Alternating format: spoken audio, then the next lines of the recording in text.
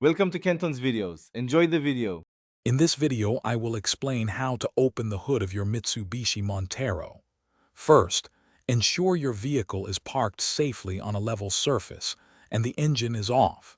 Then, locate the hood release lever inside the cabin, usually found on the driver's side near the kick panel. Pull this lever firmly towards you to release the primary latch.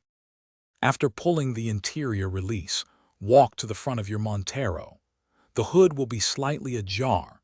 Carefully reach your hand under the front edge of the hood, right above the grille. You'll be feeling for a small lever or tab, which is the secondary safety latch designed to prevent accidental opening. Once you locate the secondary safety latch, you'll typically need to push it either to the left or to the right. As you push this latch, gently lift the hood upwards with your other hand. This action will fully disengage the safety mechanism, allowing the hood to be lifted completely open without resistance. With the hood now open, look for the prop rod, usually attached to the underside of the hood itself. Detach the prop rod from its clip. Then, locate the designated hole or slot in the engine bay, often marked with an arrow or a specific shape.